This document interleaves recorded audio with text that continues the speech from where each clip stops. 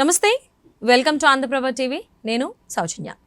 ఢిల్లీలో బీజేపీ ఎన్నికల్లో గెలవడం జరిగింది. గెలిచిన తర్వాత ఒక మహిళని ముఖ్యమంత్రిగా ఎన్నుకోవడం జరిగింది. అంటే ఒక మహిళని ముఖ్యమంత్రిగా ఎన్నుకోవడం వెనక ఏమన్నా ఆంతర్యం ఉందా? ముఖ్య ఉద్దేశం ఏంటి? అలాగే నెక్స్ట్ ఇతర రాష్ట్రాల్లో రాబోయేటువంటి ఎన్నికల్లో బీజేపీ ఎలాంటి ప్రణాళికతో ముందుకెళ్ళబోతుంది? ఈ అంశాలకు సంబంధించి ఎన్నో విషయాలను మనకు తెలియజేయడానికి ఈరోజు మనతో పాటు ఉన్నారు senior journalist, Andhraprabha editor YSR Sharma గారు ఉన్నారు. వారితో మాట్లాడదాం. నమస్తే అండి. నమస్తే అండి. ఢిల్లీ ముఖ్యమంత్రిగా ఒక మహిళని బీజేపీ ఎన్నుకోవడం జరిగింది, రేఖా గుప్తా గారు. అంటే దీని వెనకాల ఏమైనా వేరే ఆంతర్యం కానీ, అసలు ముఖ్య ఉద్దేశం ఏంటి ఒక మహిళని ముఖ్యమంత్రిగా చేయడానికి? ఇప్పుడు ఢిల్లీలో ఇవాళ రేఖా గుప్తా గారు ప్రమాణ స్వీకారం చేశారు. చాలా గ్రాండ్గా లాగా ఎన్డీఏ అరేంజ్ చేసిన ఒక విస్తృతమైన ఒక పెద్ద డయాస్ మీద ఎన్డీఏ లీడర్లందరూ, అంటే ఎన్డీఏ భాగస్వామ్య పక్షాలు, ముఖ్యమంత్రులు, దాదాపు 20 మంది ఈ ఎన్డీఏ భాగస్వామ్య పక్షాల ప్రతినిధులు వచ్చారు. ఏమంటే సెంట్రల్ మినిస్టర్స్, ఇక సరే ప్రధానమంత్రి మోడీ, అమిత్ షా వీళ్ళందరూ మామూలే. ఎందుకంటే ప్రధానమంత్రి మోడీ, అమిత్ షాలు వాళ్ళ ఎన్డీఏ భాగస్వామ్య పక్షాలు ఏ రాష్ట్రంలో గెలిచినా, ఏ ముఖ్యమంత్రి ప్రమాణ స్వీకారం చేసినా వాళ్ళు వెడుతూనే ఉండటం మనం చూసాం. ఆంధ్రప్రదేశ్ చంద్రబాబు నాయుడు ప్రభుత్వం ప్రమాణ స్వీకారానికి వచ్చారు. అట్లాగే మొన్న మహారాష్ట్రలో ఎన్డీఏ ప్రమాణ స్వీకారానికి వచ్చారు. అట్లాగే రాజస్థాన్, మధ్యప్రదేశ్, ఇదంతా వాడిది ఒక స్టీరియో టైప్, ఒక ఫిక్స్డ్ ఫార్మాట్ పెట్టుకున్నారు వాళ్ళు. ఏమి సో అందులో భాగంగానే ఇవాళ ఢిల్లీలో రామ్లీలా గ్రౌండ్స్లో మైదాన్లో ప్రమాణ స్వీకారం జరిగింది. రేఖా గుప్తా గారు యాక్చువల్లీ ఢిల్లీ అసెంబ్లీ అనేది ఒక హార్ట్ బెడ్. ముఖ్యంగా కేజ్రీవాల్ గత 2 దఫాలుగా ముఖ్యమంత్రిగా ఉండటం, అక్కడ ఆప్ పార్టీ ప్రభుత్వంలో ఉండటం, బీజేపీ వర్సెస్ ఢిల్లీ ప్రభుత్వం మధ్య పచ్చగడ్డి వేస్తే బగ్గుమనే పరిస్థితి. సో అదొక హార్ట్ బెడ్ లాగా మారే నేపథ్యంలో బీజేపీ ఒక ఫైర్ బ్రాండ్, లేడీ ఫైర్ బ్రాండ్ని తెచ్చి అక్కడ పెట్టారు. ఓకే, అంటే వాళ్ళకి అక్కడ కేజ్రీవాల్ ఆప్ పార్టీ ఓకే, ఇప్పుడు ప్రభుత్వంలో లేకపోవచ్చు కానీ, ఓడిపోవచ్చు కానీ, ముందు అక్కడ ప్రధాన ప్రత్యర్థి కూడా ఆప్ పార్టీయే ప్రస్తుతానికి కొన్నేళ్ల వరకు. సో కేజ్రీవాల్ రాజకీయ వ్యూహాలు ఆయన తీవ్రత దృష్ట్యా కేజ్రీవాల్ని ఎదుర్కోవాలంటే అక్కడ ఒక కేజ్రీవాలే ఒక ఫైర్ బ్రాండ్ మనకు తెలుసు. సో అటువంటి ఫైర్ బ్రాండ్ని ఫేస్ చేయాలంటే ఇంకొక ఫైర్ బ్రాండ్ అవసరం ముఖ్యంగా. ఓకే, అంటే వజ్రంతోనే కొయ్యాలి అంటారు అలాగా. దాంతోపాటుగా ఏంటంటే ఒక మహిళకి ఇవ్వటం ద్వారా బీజేపీ, అది రాజకీయంగా కూడా బీజేపీకి ఒక పెద్ద మైలేజ్. ఒక మహిళా ముఖ్యమంత్రిని చేసింది అనేది. దానితో ఏంటంటే ఢిల్లీ అసెంబ్లీ ఈ గతంలో కూడా మహిళా ముఖ్యమంత్రులు చేశారు. లేట్ 90s బీజేపీ నుంచి సుష్మా స్వరాజ్ గారు కేవలం 2-3 నెలలే అయినప్పటికీ కూడా ఆవిడ ముఖ్యమంత్రిగా చేశారు.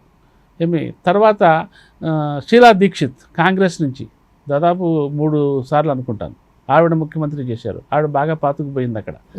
ఆవిడ ఎంతగా పాతుకుపోయినారంటే ఆవిడ పరిస్థితి చూసి సోనియా గాంధీ గారు చివరిసారి ఆవిడ ముఖ్యమంత్రి అయినప్పుడు దాదాపు 15 రోజులు పట్టింది ఆమెకి గ్రీన్ సిగ్నల్ ఇవ్వడానికి ముఖ్యమంత్రిగా. వెయిటింగ్ లిస్టులో పెట్టినంత పని అయిపోయింది అనమాట. అంటే అక్కడ ఆవిడ బాగా పాతుకుపోయి అంత పరపతి సంపాదించుకున్నారు షీలా దీక్షిత్ కాంగ్రెస్ ముఖ్యమంత్రిగా. సో గతంలో అట్లాగే మళ్ళీ ఆప్ చివరి దశలో కేజ్రీవాల్ గారు కోర్టుకు వెళ్ళి బెయిల్ మీద వచ్చిన తర్వాత, సుప్రీంకోర్టు ఆంక్షలు పెట్టిన తర్వాత ఆయన హీ వాజ్ ఫోర్స్డ్ ముఖ్యమంత్రి పీఠం నుంచి దిగాల్సి వచ్చింది. దిగినప్పుడు అతిషి గారిని, ఆవిడ కూడా కొద్ది నెలలే ఉన్నప్పటికీ కూడా ఆవిడ ముఖ్యమంత్రి. సో ఇప్పుడు 3 మహిళా ముఖ్యమంత్రులు చేసిన ఢిల్లీ అసెంబ్లీకి ఇమీడియట్గా ఒక మహిళా ముఖ్యమంత్రిని తెచ్చిపెట్టడాన్ని బీజేపీ అది ఒక పొలిటికల్ స్ట్రాటజీగానే మనం చూడాలి. ఇక దాంతోపాటు ఏంటంటే ఈవిడ రేఖా గుప్తా అనే ఆమె ఇప్పటికిప్పుడు బీజేపీలో కొత్తగా ఎదిగిన నాయకురాలు కాదు. ఆవిడ దాదాపు 90s నుంచి, యాక్చువల్లీ 2000లో బీజేపీ పొలిటికల్ ఎరీనా మీదగా ఆవిడ వచ్చినప్పటికీ కూడా అంతకుముందు ఢిల్లీ యూనివర్సిటీలో స్టూడెంట్స్ యూనియన్ ప్రెసిడెంట్గా చేశారు. ఆవిడ ఏబీవీపీ, యాక్చువల్లీ బేసికల్గా ఏబీవీపీ నుంచి వచ్చారు. పైగా ఆర్ఎస్ఎస్ బ్యాక్గ్రౌండ్ ఉంది. RSS background. అప్పటికే సోషల్ మీడియాలో కొన్ని వీడియోలు కనిపించినాయి. ఆమె మల్ల యుద్ధము, కర్రసాము, కత్తిసాము అవన్నీ నేర్చుకున్న వీడియోస్. పూర్వకాలంలో, అంటే ఆమె ఏజ్లో ఉన్నప్పుడు సంగతి. సో ఆ ఏబీవీపీలో చాలా యాక్టివ్ కార్యకర్తగా పనిచేశారు, నాయకురాలుగా పనిచేశారు. బీజేపీకి కూడా ఢిల్లీ యూనిట్ బీజేపీకి కార్యదర్శిగానో జనరల్ సెక్రటరీగానో చేశారు. సో ఆవిడ రాజకీయ ప్రొఫైల్ చాలా విస్తృతమైంది. ఆవిడేదో ఇవాటికి వాళ్ళ ఎదిగొచ్చిన నాయకురాలు కాదు ఏమండి. సో ఈ నేపథ్యంలో ఏంటంటే పైగా కేజ్రీవాల్ ముఖ్యమంత్రిగా ఉండగా ఆమ్ ఆద్మీ పార్టీ ప్రభుత్వ కాలంలో కేజ్రీవాల్ మీద చాలా తీవ్ర స్థాయిలో సోషల్ మీడియా ద్వారా ఎదురు ఆరోపణలు చేయటం ద్వారా ఆవిడ చాలా యాక్టివ్ రోల్ ప్లే చేశారు. ముఖ్యంగా ఇప్పటికే కొన్ని వీడియోలు ఆల్రెడీ సోషల్ మీడియాలో హల్చల్ చేస్తున్నాయి. కేజ్రీవాల్ మీద ఆవిడ చేసిన వీడియోలు ఆరోపణలు, అవతల ఆమ్ ఆద్మీ పార్టీ వాళ్ళు అంటుంటే లిటరల్లీ ఆవిడ బూతులు తిట్టిందని, అంటే అంత అగ్రెసివ్ అనమాట. In such kind of aggressiveness ఆవిడ అవతల పార్టీని, ప్రత్యర్థి పార్టీని మీద యుద్ధం చేసేంత సమర్థవంతమైన నాయకురాలుగా ఆవిడ ఎదిగింది.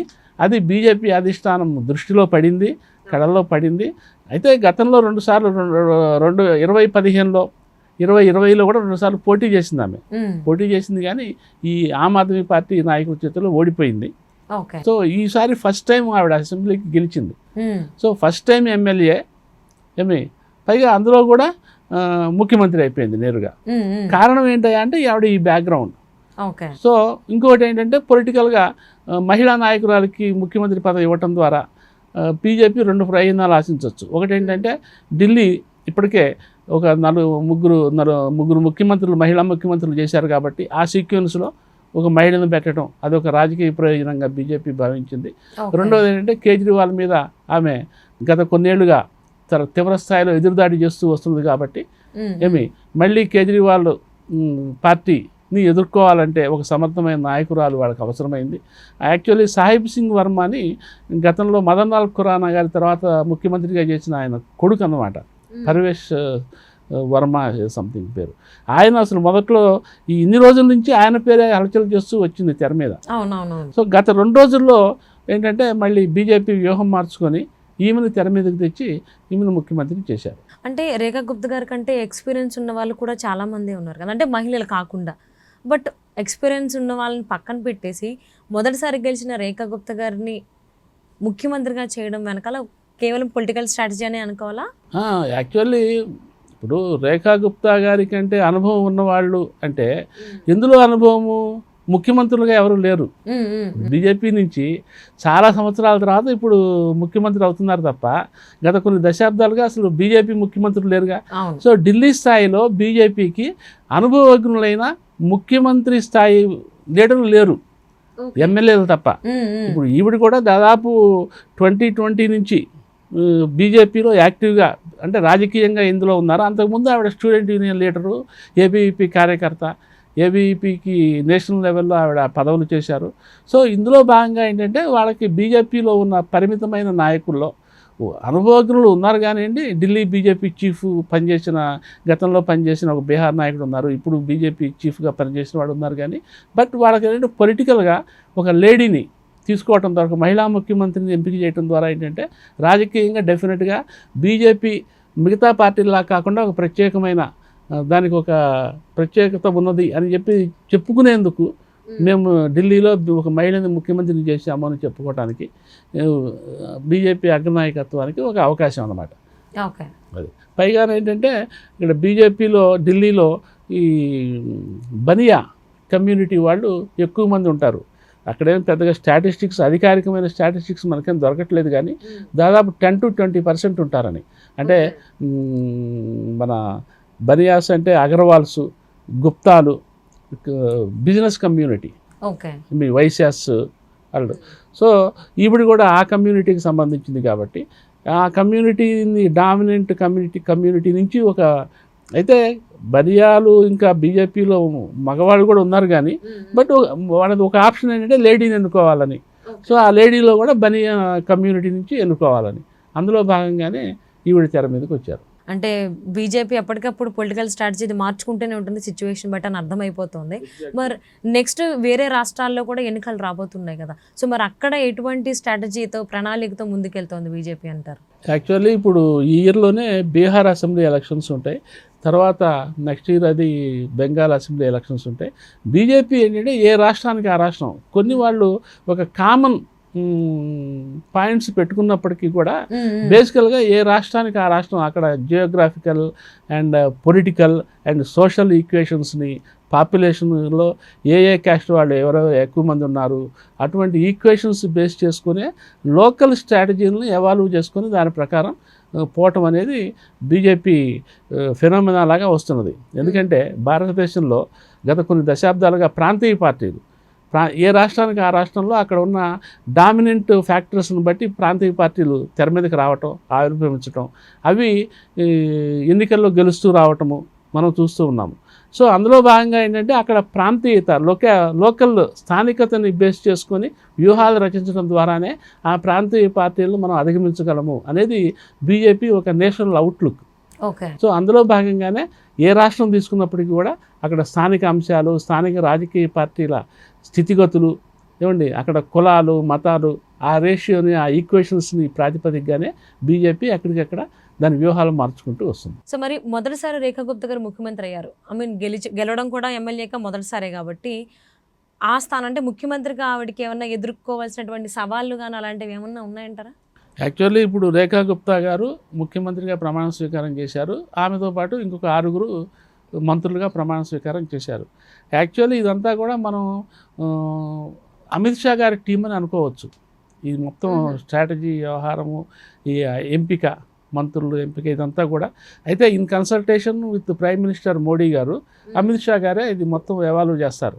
సో అమిత్ షా గారి టీము ఢిల్లీలో ఇప్పుడు రూలింగ్ చేస్తుంది, చక్రం తిప్పబోతుంది. అంటే ఏంటన్నమాట, అమిత్ షా గారు చక్రం తిప్పుతారు. ఓకే. ఏమి ఆ బీజేపీలో ఉన్న ఒక క్రమశిక్షణ ఏంటంటే ఏ ముఖ్యమంత్రి అయినా, ఒక రాజస్థాన్, ఒక ఛత్తీస్గఢ్, ఒక మధ్యప్రదేశ్, వీళ్ళందరూ అధిష్టానం అడుగుజాడల్లో ఒక సుశిక్షితులైన క్రమశిక్షణ గల సైనికుల్లాగానే పనిచేస్తారు. వాళ్ళు ఏం చేయాలి, even including UP Yogi Adityanath సహా ఎవరైనా సరే అధిష్టానం అనుమతులు లేకుండా, ఆశీస్సులు లేకుండా వీళ్ళు ఒక అడుగు కూడా ముందుకు వేయరు. సో ఈ రకంగా చూస్తే రేఖా గుప్తా గారికి ఒక రకంగా పని సునాయాసమే. ఓకే. వాళ్ళు గైడ్ చేస్తుంటారు, ఆ ప్రకారం వీళ్ళు నడుస్తుంటుంది. ఇంకోటి ఏంటంటే అటువైపు ఉన్నది కేజ్రీవాల్, ఆమ్ ఆద్మీ పార్టీ, మనీష్ సిసోడియా, కేజ్రీవాల్ అండ్ హేమీలు ఉన్నారు.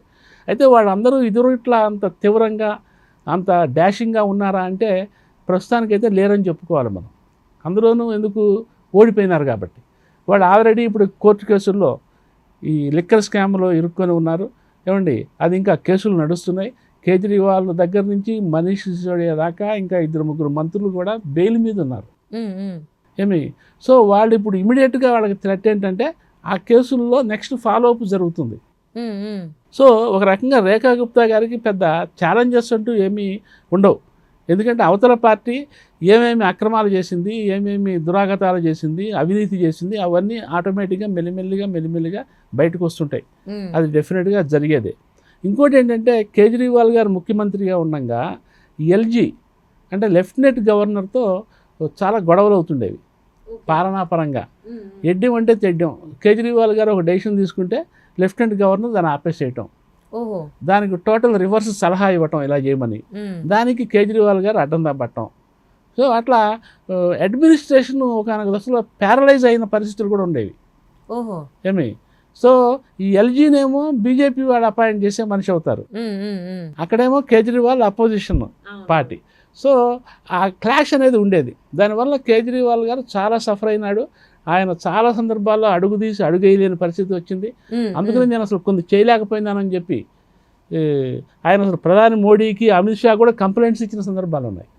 సో ఇప్పుడు రేఖా గుప్తా గారికి ఆ పరిస్థితి లేదు. ఇప్పుడు ఎల్జీ గారు కూడా సానుకూలమైన వ్యక్తే, పైగా బీజేపీ ముఖ్యమంత్రి కాబట్టి ఇక అటువంటి క్లాష్లు ఏమీ లేకుండా మొత్తానికి ఈవిడ రేఖా గుప్తా గారు ఎటువంటి సమస్యలు లేకుండా పాలించవచ్చు. కానీ ఆమె ముఖ్యమంత్రి అయినగానే చెప్పింది ఏంటంటే, ఇంక్లూడింగ్ మోడీ గారు కూడా చెప్పారు, ఢిల్లీ అభివృద్ధి కోసం ఆమె నిరంతరం పాటుపడతారు అని మోడీ గారు స్టేట్మెంట్ ఇచ్చారు. ఆమె కూడా ఢిల్లీ ఇంటిగ్రిటీని కాపాడతాను, ఢిల్లీ డెవలప్మెంట్ మీద నేను దృష్టి పెడతాను, ఇప్పటిదాకా ఎటువంటి హడ్డిల్స్ ఉన్నాయో వాటన్నిటినీ కూడా పరిష్కరించడానికి నేను ప్రయత్నిస్తాను అని చెప్పారు. సో ఇప్పుడు ఢిల్లీలో కేంద్ర ప్రభుత్వం నుంచి ఢిల్లీ అసెంబ్లీకి ముఖ్యమంత్రిగా ఆమెకి ఢిల్లీలోనే ఉన్న కేంద్ర ప్రభుత్వం నుంచి పూర్తి సహాయ సహకారాలు అందుతాయి. మోరోవర్ ఈమె కూడా అధిష్టానంతో మాట్లాడి తను చేయదలుచుకున్న ప్రపోజల్స్ అన్నీ వాళ్ళ ముందు పెట్టి వాళ్ళ ఆమోదం ఉంది, ఆవిడ చేయాల్సి ఉంటుంది. కాబట్టి వాళ్ళ నుంచి కూడా ఇప్పుడు ఎట్లా ఏపీలో చంద్రబాబు నాయుడు గారు ఉన్నారు, ఎన్డీఏ గవర్నమెంట్, కూటమి ప్రభుత్వం. ఈ గత 8 నెలల్లోనే కేంద్రం నుంచి ఏపీకి ఎంత సానుకూలత వ్యక్తం అవుతున్నది. చంద్రబాబు నాయుడు గారు అడిగిందల్లా వాళ్ళు చేస్తున్నారు కదా. సేమ్ అటువంటి పరిస్థితే ఢిల్లీలో కూడా కేంద్ర ప్రభుత్వం నుంచి కంఫర్ట్గానే ఉంటుంది అని మనం ఆశించవచ్చు. మరి జైలు నుంచి బయటకు వచ్చి బెయిల్లో ఉన్నటువంటి కేజ్రీవాల్ గారు ఫైర్ బ్రాండ్ అని అందరికీ తెలిసిందే. మరి ఆయన సైలెంట్గా ఉంటారా? ఆ కేసుల్లో ఫాలోఅప్లు, మళ్ళీ వెళ్ళి అటెండ్ అవ్వడాలు ఇవే ఉంటాయా? లేకపోతే అంటే గెలుస్తారు అన్నదాన్ని ఆయన జైలుకి వెళ్ళడం, ఆ ఇంపాక్ట్ ఎన్నికల్లో చూపడం వల్ల ఆయన ఓడిపోవడం జరిగింది. సో సైలెంట్గా ఉంటారంటారా? సైలెంట్గా అంటే ఇప్పుడు ఆయన చేయగలిగింది కూడా ఏమీ లేదు, ఓడిపోయినారు కాబట్టి. ఇంకోటి ఏంటంటే ఈ ఫైర్ బ్రాండ్ ముందు ఇప్పుడు ఆయన ఫైర్ బ్రాండ్ కాదు. ఓకే, ఇప్పుడు ఆయన సైలెంట్ బ్రాండే.